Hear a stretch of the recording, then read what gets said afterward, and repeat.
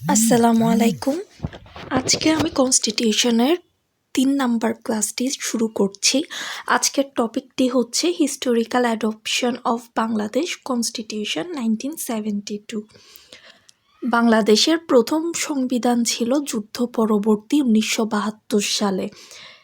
ঠিক কিভাবে এই কনস্টিটিউশনটা অ্যাডপ্ট করা হয়েছে, কিভাবে গৃহীত হয়েছে, কিভাবে এসেছে, এটার মূলত একটা হিস্ট্রিক আলোচনা আমি এই ভিডিওতে রাখতে যাচ্ছি। আমরা জানি যে ২৬শে মার্চ ১৯৭১ হচ্ছে বাংলাদেশের স্বাধীনতা দিবস। এটা তো জেনারেল নলেজেরই question, but the country adopted its constitution on 16 December 1972. 1971 সালের ২৬শে মার্চ বাংলাদেশের অস্তিত্ব একটি আলাদা রাষ্ট্র হিসেবে সৃষ্টি হলেও বাংলাদেশের সংবিধান তখন সৃষ্টি হয়নি, কারণ তখনও বাংলাদেশ শুধু স্বাধীনতা ঘোষণা করা হয়েছে, কিন্তু বাংলাদেশকে পূর্ণরূপে স্বাধীন করতে তো আমরা জানি ৯ মাসের একটি রক্তক্ষয়ী যুদ্ধ সংগঠিত হয়েছিল, মুক্তিযুদ্ধ, এবং এর পরবর্তীতে বিভিন্ন আলাপ আলোচনা, বিভিন্ন ধাপ পেরিয়ে সর্বশেষে গিয়ে হচ্ছে ১৬ ডিসেম্বর ১৯৭২, যেদিন কিনা বাংলাদেশের ১ বছর পূর্ণ হলো বিজয় দিবস হিসেবে, সেদিনই বাংলাদেশের প্রথম কনস্টিটিউশনটি অ্যাডপ্ট বা গৃহীত হয়েছিল। তো হিস্ট্রির স্টাবলিশমেন্ট অনুযায়ী এটা ২ ভাগে বিভক্ত, বা ২টা পর্যায় বা ২টা ফেজ আছে। তো প্রথম পর্যায়টা হচ্ছে মূলত ২৬ মার্চ ১৯৭১ থেকে ১৯৭২-এর ১০ জানুয়ারি পর্যন্ত। এই টাইম ফ্রেমের মধ্যে আমরা এটাকে বলতে পারি এটার প্রথম পর্যায় বা ফার্স্ট ফেজ। তো ১৯৭১ সালের ১০ই এপ্রিল মুজিবনগর সরকার গঠন হয়। মুজিবনগর সরকার মূলত গঠন হয় ১৯৭০-এ। আমরা জানি সাধারণ নির্বাচন হয়েছিল, এবং সাধারণ নির্বাচনে যারা এমপি ছিল তাদের নিয়ে মূলত হচ্ছে মুজিবনগর সরকারটি গঠিত হয় ১০ এপ্রিল ১৯৭১ সালে। And this government declared the proclamation of independence, এবং এই সরকারই মূলত প্রোক্লামেশন অফ ইন্ডিপেন্ডেন্স ডিক্লেয়ার করে। বাংলাদেশের প্রথম যে সংবিধান, এটাকে বলা হয় দ্য প্রোক্লামেশন অফ ইন্ডিপেন্ডেন্স, অর্থাৎ স্বাধীনতার ঘোষণাপত্র বাংলায় যদি আমি এটাকে বলতে যাই। It was the first interim constitution of Bangladesh. এটাকে বাংলাদেশের প্রথম অন্তর্বর্তীকালীন বা অ্যাডহক কনস্টিটিউশন বা সংবিধান বলা হয়, কারণ তখনও বাংলাদেশের পুরোপুরি বিজয় অর্জন হয়নি, তখনও মাত্র ২৬শে মার্চ স্বাধীনতা ঘোষণা হয়েছিল। তো ওই দিন থেকে নিয়ে ১০ জানুয়ারি ১৯৭২ পর্যন্ত সময়কালে এই প্রোক্লামেশন অফ ইন্ডিপেন্ডেন্স বা স্বাধীনতার ঘোষণাপত্র অনুযায়ী মূলত দেশ পরিচালনা হয়ে আসছে। তো এই প্রোক্লেমেশন অফ ইন্ডিপেন্ডেন্সের ফিচারগুলো কী কী বা বৈশিষ্ট্যগুলো কী কী, এর আন্ডারে মূলত কী কী জিনিস উঠে এসেছে। তো এখানে মূলত বলা হয়েছে বাংলাদেশের যে গভর্নমেন্ট ব্যবস্থা বা সরকার ব্যবস্থা হবে সেটা হবে প্রেসিডেন্সিয়াল ফর্ম অফ গভর্নমেন্ট, মানে হচ্ছে রাষ্ট্রপতিই হবে সর্বাধিনায়ক। আমাদের বর্তমান বাংলাদেশে তো দেখি আমরা যে প্রধানমন্ত্রী সকল ক্ষমতার উৎস, কিন্তু প্রোক্লেমেশন অফ ইন্ডিপেন্ডেন্সে প্রেসিডেন্টকে সকল ক্ষমতার উৎস হিসেবে গণ্য করা হয়, তাই এটাকে বলা হয় presidential form of government. President shall have to appoint PM মানে prime minister and other minister. প্রেসিডেন্টই মূলত প্রাইম মিনিস্টারকে নিয়োগ দিবে, বা প্রধানমন্ত্রী এবং অন্যান্য যে সকল মন্ত্রী আছে, উপমন্ত্রী, প্রতিমন্ত্রী ইত্যাদি জনকে হচ্ছে প্রেসিডেন্টই নিয়োগ দিবে, যেহেতু তিনিই হচ্ছেন সকল ক্ষমতার উৎস। The PM and ministers R responsible to the প্রেসিডেন্টের কাছে ওনার নিয়োগকৃত প্রাইম মিনিস্টার বা প্রধানমন্ত্রী এবং অন্যান্য যাবতীয় যারা মন্ত্রী মহোদয় আছেন তারা জবাবদিহি করবে একমাত্র প্রেসিডেন্টের কাছে, অ্যাকাউন্টেবল বা রেসপন্সিবল, তাদের জবাবদিহির জায়গাটা হচ্ছে একমাত্র প্রেসিডেন্টের কাছেই, যেহেতু প্রেসিডেন্টকে তাদের সকলের ঊর্ধ্বে একটা স্থান দেওয়া হয়েছে প্রোক্লামেশন অফ ইন্ডিপেন্ডেন্স অনুযায়ী।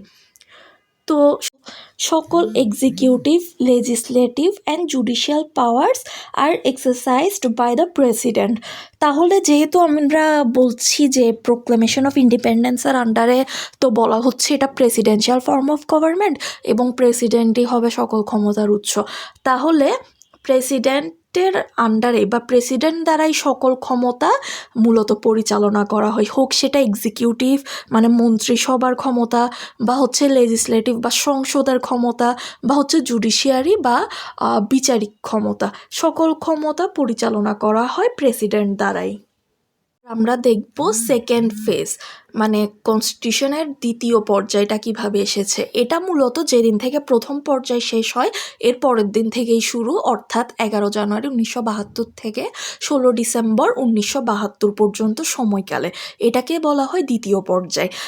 আমরা তো জানি যে 10 জানুয়ারি 1972 স্বদেশ প্রত্যাবর্তন দিবস, অর্থাৎ যুদ্ধের পরে বঙ্গবন্ধু শেখ মুজিবুর রহমান এই দেশে আসেন 10 জানুয়ারিতে, এবং 11 জানুয়ারি থেকে মূলত কার্যকর হয় সেকেন্ড ইন্টারিম কনস্টিটিউশন বা দ্বিতীয় অন্তর্বর্তীকালীন সংবিধানটি।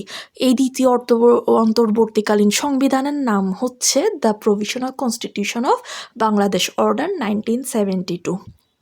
এটার নাম বাংলায় যদি বলি তাহলে হচ্ছে প্রাদেশিক সংবিধান বাংলাদেশ অর্ডার 1972। এটি মূলত কার্যকর হয় 11 জানুয়ারি থেকে এবং এটি প্রয়োগ থাকে 16 ডিসেম্বর 1972 পর্যন্ত। এখন প্রভিশনাল কনস্টিটিউশন অফ বাংলাদেশ অর্ডারের ফিচার বা বৈশিষ্ট্যগুলো কি কি? এখানে মূলত বলা হচ্ছে যে এটা পার্লামেন্টারি ফর্ম অফ গভর্নমেন্ট হবে, অর্থাৎ বর্তমানেও আমরা যে ধরনের গভর্নমেন্ট ব্যবস্থা দেখি পার্লামেন্টারি ফর্ম মানে পার্লামেন্টের হাতেই ক্ষমতাটা থাকবে, পার্লামেন্টই মেইন পাওয়ারগুলো এক্সারসাইজ করবে এবং প্রধান হবে প্রাইম মিনিস্টার বা হচ্ছে প্রধানমন্ত্রী উইথ আ ক্যাবিনেট, তার মন্ত্রিসভা সহ প্রধানমন্ত্রীর হাতেই মেইন পাওয়ার বা মূল ক্ষমতাগুলো প্রয়োগ হবে এবং এটা পার্লামেন্টারি ফর্ম অফ গভর্নমেন্ট হবে, মানে সংসদের হাতেই ক্ষমতাটা থাকবে। যেটা কিনা প্রথম যে কনস্টিটিউশন ছিল প্রোক্লেমেশন অফ ইন্ডিপেন্ডেন্স তার ঠিক বিপরীত। এই দুইটার মধ্যে যদি পার্থক্য আসে, প্রথম পার্থক্য এটাই হবে যে প্রোক্লেমেশন অফ ইন্ডিপেন্ডেন্স ছিল presidential form of government and provisional constitution হচ্ছে পার্লামেন্টারি ফর্ম অফ গভর্নমেন্ট। এবং প্রোক্লেমেশন অফ ইন্ডিপেন্ডেন্সে প্রধান ছিল president and provisional constitution of বাংলাদেশে প্রধান হচ্ছে prime minister. There shall be a constituent assembly. এখানে একটি কনস্টিটিউয়েন্ট অ্যাসেম্বলি থাকবে, মানে হচ্ছে পার্লামেন্ট। তখনকার পার্লামেন্ট, এখন আমরা পার্লামেন্ট বলছি বা সংসদ বলছি, তখন এটার নাম ছিল কনস্টিটিউয়েন্ট অ্যাসেম্বলি। তো এই কনস্টিটিউয়েন্ট অ্যাসেম্বলি এমপিদের দ্বারা বেষ্টিত হবে, অর্থাৎ এমপি যারা 1970-এর ইলেকশনে যে সাধারণ নির্বাচন হয়েছিল তখন যারা ইলেক্টেড বা জয়লাভ করেছে ওই নির্বাচনে, ওই সকল এমপি বা মিনিস্টার অফ পার্লামেন্ট দ্বারাই মূলত এই কনস্টিটিউয়েন্ট অ্যাসেম্বলিটা গঠিত হবে। There shall be a president who will exercise his powers with the advice of the PM. এখানেও একজন প্রেসিডেন্ট থাকবে, তবে এখানে প্রেসিডেন্টের ক্ষমতা মূল হবে না, এখানে মূল ক্ষমতা থাকবে প্রাইম মিনিস্টারের কাছে।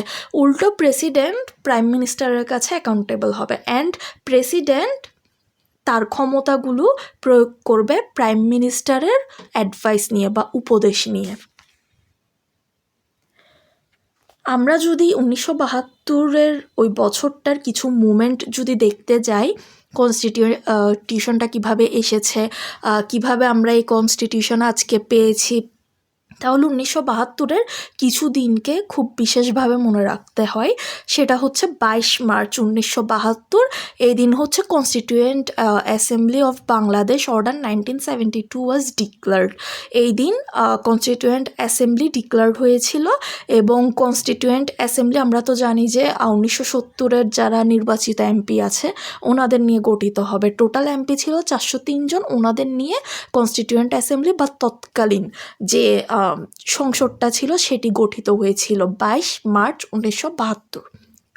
পরবর্তী দিন আমরা যদি আসি 10 এপ্রিলে, 10 এপ্রিল 1972 হচ্ছে ড্রাফটিং কমিটি ফর্ম হয়েছিল 34 জন মেম্বার নিয়ে। ড্রাফটিং কমিটি মানে হচ্ছে আমাদের যে এখনকার কনস্টিটিউশন আছে, কনস্টিটিউশন ঠিক কীভাবে হবে এটার একটা খসড়ার জন্য একটা কমিটি গঠিত হয়েছে কিছু মেম্বার, কিছু বিশিষ্ট মানুষদেরকে নিয়ে, যেটা কিনা সংখ্যায় ছিল 34 জনের। পরবর্তী দিন হচ্ছে 11 অক্টোবর 1972।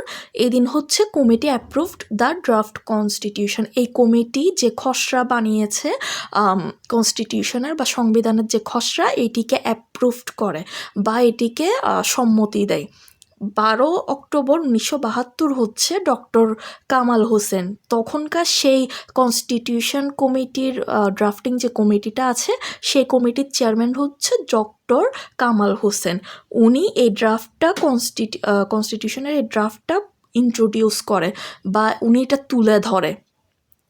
তারপর 4 নভেম্বর যদি বলি, ওই বছরের 4 নভেম্বর হচ্ছে খুব লম্বা একটি ডিসকাশন অ্যান্ড ডিবেট, তর্ক বিতর্ক এবং আলোচনার পরে গিয়ে constituent assembly adopted the constitution of the People's Republic of Bangladesh 1972। আমাদের বর্তমান যে কনস্টিটিউশন, এটির নাম হচ্ছে the constitution of the People's Republic of Bangladesh, গণপ্রজাতন্ত্রী বাংলাদেশের সংবিধান 1972। এই সংবিধানটি মূলত ওই দিন অ্যাডপ্টেড বা পাশ হয়। কোন দিন? 4 নভেম্বর 1972। এরপর আসি 16ই ডিসেম্বর 1972। 16ই December 1972 the constitution was given effect on the first victory anniversary of Bangladesh. বাংলাদেশের প্রথম বিজয় বার্ষিকীতে মূলত এই কনস্টিটিউশনটা ওই দিন থেকে ইফেক্টিভ হয়, মানে কার্যকর হয়।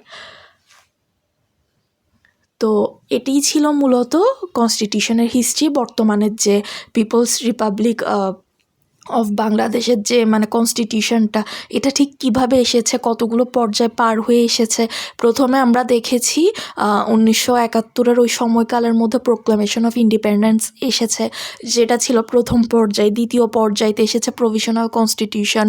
ওই দুটোর কিছু ফিচার আছে, দুটো একটা ঠিক বিপরীত, এখানকার এই দুটোর পার্থক্য। পরবর্তীতে হচ্ছে 1972-এ কিছু দিন দেখেছি, ওই দিনগুলোতে একটা খসড়া কমিটি গঠিত হয়। খসড়া কমিটির অনেক তর্ক বিতর্ক বা আলোচনা, ঠিক খসড়া প্রণয়ন, এগুলোর মাধ্যমে অ্যাডপ্ট হয়ে আসা বা গৃহীত হওয়া, পাশ হয়ে আসা, সব কিছুর পর কার্যকর হওয়া এখন বর্তমানের কনস্টিটিউশন বা সংবিধান। এটিই ছিল আজকের ক্লাসের মূল জেস্চার। So thank you.